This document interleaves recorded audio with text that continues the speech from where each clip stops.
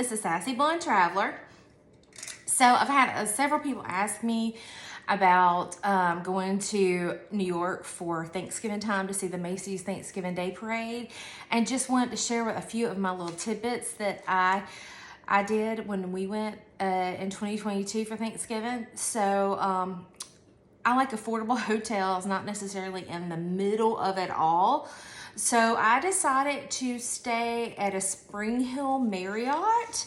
It was in the Garment District. It's a Spring Hill Suites, actually. It's 25 West and 37th Street. It was a really good location for us because it was really close to Macy's. It was like at the end of the street for the parade route. So all we had to do was get up the morning of the parade and walk down the street. It's really close to Bryant Park, which is a great venue that we like to visit for shopping and street food. We also were pretty close to walking down to the Rockettes, the Today Studio, Rockefeller Center, and the great shopping that's down there. So we were in a really good area. New York City is a lot of walking, so be prepared for that. Always have comfortable shoes and good streetwear. And layers is always best in New York because it can be warmer or cooler depending on the weather at that time of the year, November.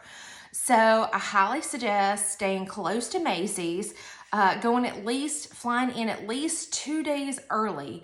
That will help you to be able to see how they're getting all set up. It's really fun to go down to Macy's and see the windows and see Mr. Turkey, take pictures of Mr. Turkey and in front of Macy's where they will be doing all the performances. So, and at the Spring Hill Suites, I really do suggest staying in a hotel that serves a breakfast, especially the day of the parade, because you don't have time to find anything unless you just bring it in and have a snack bar or something. Because it is Thanksgiving Day, a lot of things are closed in the mornings, especially, and sometimes restaurants open up for later dinners. So the Spring Hill Suites offered us a quick grab and go breakfast, and then we had to wait 2 hours, and some people wait like 6 hours before the parade to get the best spot on the parade route. So highly suggest looking into somewhere close and easy, especially if you have kids.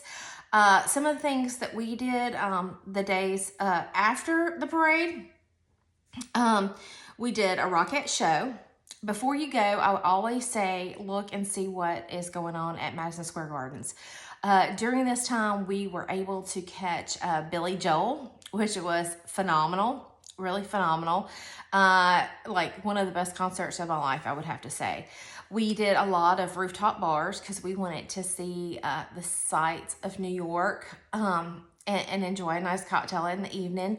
So one of the favorite bars that we went to, and you have to have reservations, is the Skylark. Highly recommend going to that.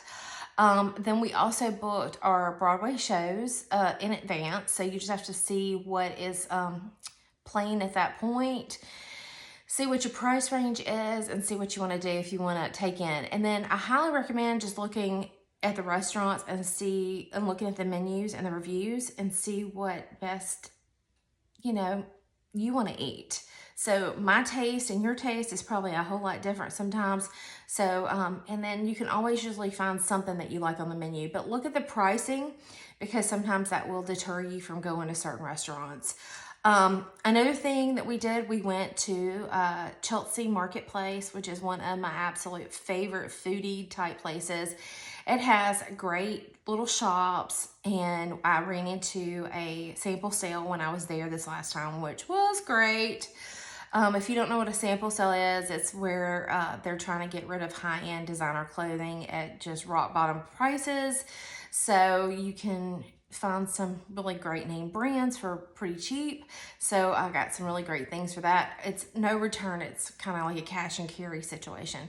So at the Chelsea Marketplace, there's a lot of great food places. One is they serve the whole lobsters. It's really great. There's a noodle place. It's so interesting to see how they snap the noodles, and it's really tasty. So you just need to look into Chelsea Marketplace. That's a huge meal situation there. It's something for everybody. There's pizza, there's just, you know, you name it, there's all kind of food there. The Vessel is a great interesting place. It's a high-end shopping place, but it is a beautiful structure in front of it that is iconic to New York right now. So I would highly suggest going to the Vessel. If nothing else, going for the afternoon, maybe having like some dessert, coffee or something. There's several dessert places or some really great lunch places over there. When I went, we stayed in the garment district, and I really do love the different fabrics and textiles and stuff like that. So I did go into a lot of those stores, and I brought back probably 50 pounds of fabric to have things made out of over the next few years. So it's a whole lot inexpensive compared to where we, you know, other places in the United States. So I highly suggest, if you're into fabric or costuming or anything of that, you've got to go into the garment shops. They have some phenomenal things, phenomenal. Also, while I was there, I love fur. I'm just a fur girl. There was a fur company that I had been purchasing some of their things from Saks, and I found the location in New York City, and I did connect with them, called them. They did a private showing for me, and I was able to get some really wonderful prices on some fur. I got the headbands for like $30, fur, real fur, several things there.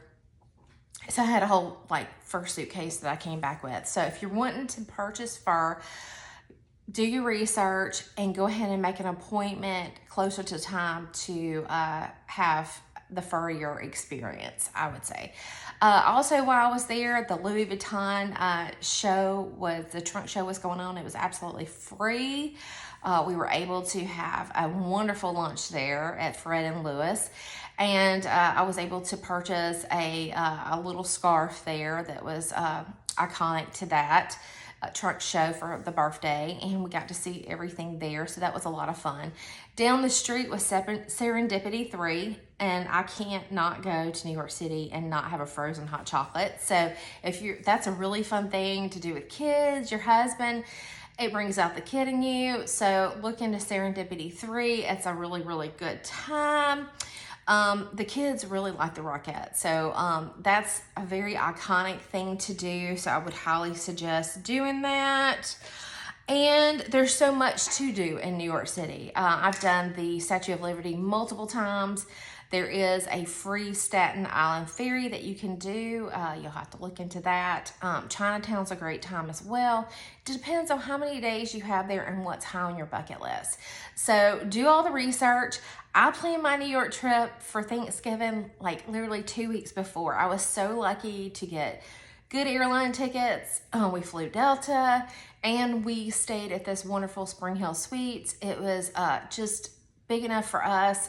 Do remember that hotel rooms in New York City are very small.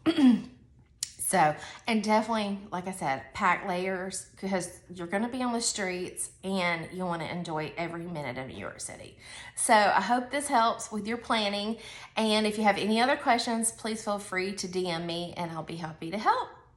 Happy travels.